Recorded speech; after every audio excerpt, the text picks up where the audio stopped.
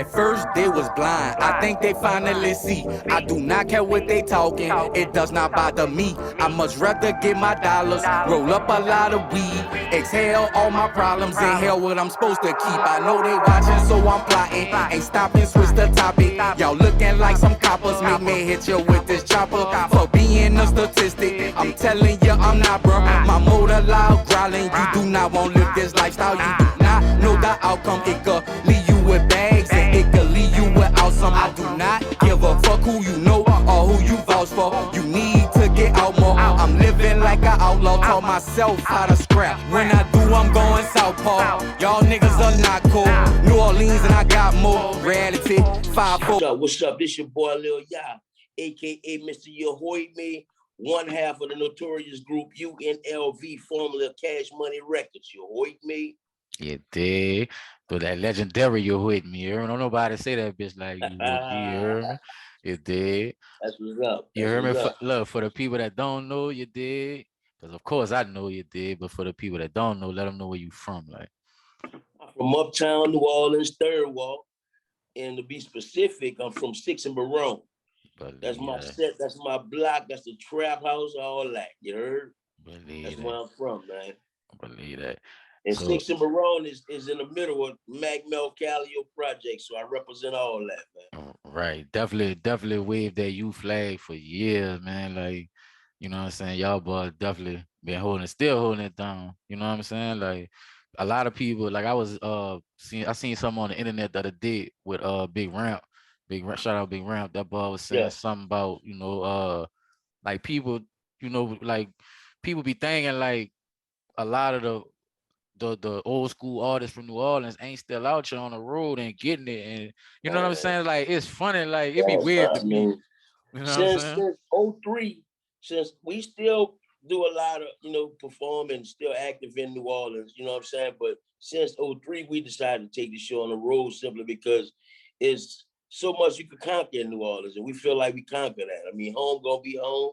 I love home, even though I'm not there no more, you know what I'm saying? But I mean, I cater to them, but not as much as we used to, you know what I mean? Facts. I mean, you gotta get your bread, you know what I'm saying? Like, yeah. You know, that's the job of an artist, to eat, you know what I'm saying? What was life for you growing up Uptown before rap?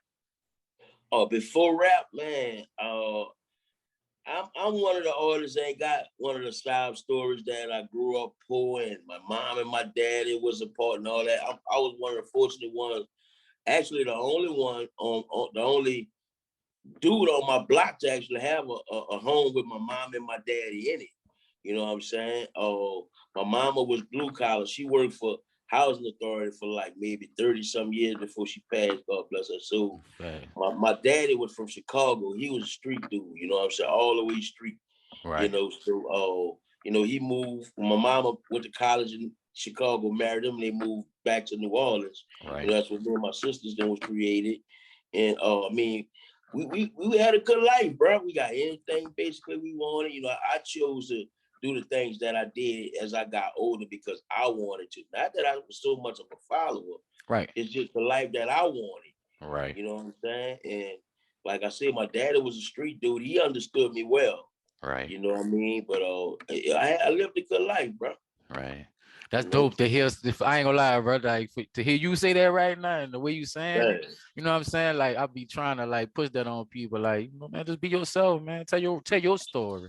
Everybody got their own story, you know what I'm saying? But you know what is dope about your story though? Something that I learned like later on. Cause like I said, bro, I grew up, you know what I'm saying, fan of y'all, bro, like really bumping y'all shit tough. Like, I don't know a UNLV album I don't got. You know what I'm saying? That's a fact. Yeah.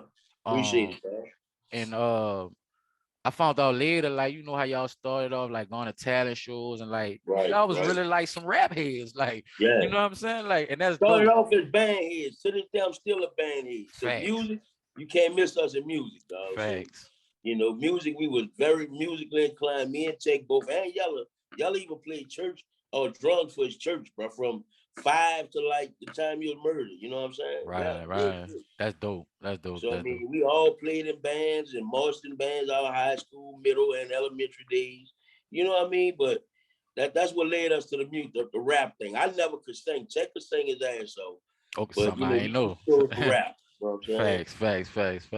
Well, see, you kind of took my next question because I was gonna ask like what you was into before rap. You know what I'm saying? Coming up young. Basically, sports. I played sandlot ball and street ball and stuff like that. I never Right. played sports in school because I was so wrapped in the band, and you Gotcha. couldn't do both. You know what I'm saying? So Gotcha. I played concert band and marching band. So Right. basically, before the rap thing, man, we was grinding. You know what I'm Right. saying? On the street with the age of like 16, we got in the street. Right. Done our dirt. You know what I'm saying? Right. Made the best of it too. You know what I mean? Got Right. known for it and everything. Fortunately, I never got caught up in the system and, I had to go do mad time because of it and shit like that. You know what I mean? I'm not glorifying it, because that's bad shit. And I never glorify bad shit. You know what I'm saying? Facts. But I Facts. mean, it is what it is. That was the life I lived. You feel me? Facts. What was the inspiration behind y'all forming a legendary group UNLV? Well, at first, like you mentioned, we used to do challenge shows at first, Mm-hmm. and we went by the name of the Sporty MCs. And we had my little sister in our group, and she was only like 3 years old, and she actually was rapping, really rapping at 3 years old. Dope. So later on, what stopped that era was we won the WYLD challenge show. WYLD was the Mm-hmm. biggest radio station besides before Q93, Mm-hmm.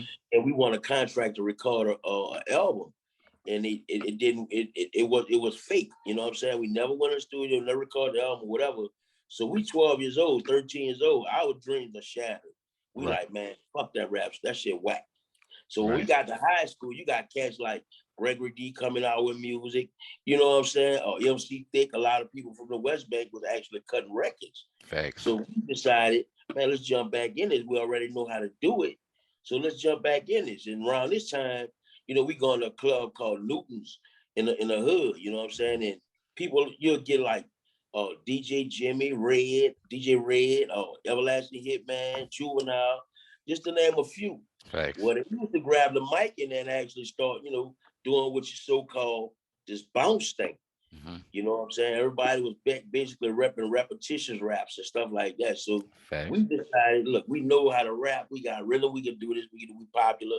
Let's get off into it again. So we decided to give it another shot. Me and Tech, it was just me and Tech at the time. Yellow wasn't with it. He was dancing. Yellow was a big dancer. Gosh. He was a dancing fan. So he wasn't with it at the time, but me and Tech went back at it and made a tape in Newton's. And Baby and Slim got hold of one of the tapes. Okay. You know what I'm saying? A demo. And they set up a meeting between this guy named Kevin, which was a dude named T-Bone, was our first producer. It was his friend. He set up a meeting with us. And we went to the office, sat down and heard what they were talking about. That was the beginning of our era with Cash Money. Dope. You talking about Bones, let me ask you about Bones, like how you feel as far as like, the evolution of it. It basically, I know you know where it started because you was a part of it. How do you feel about it now and seeing that it's so commercial?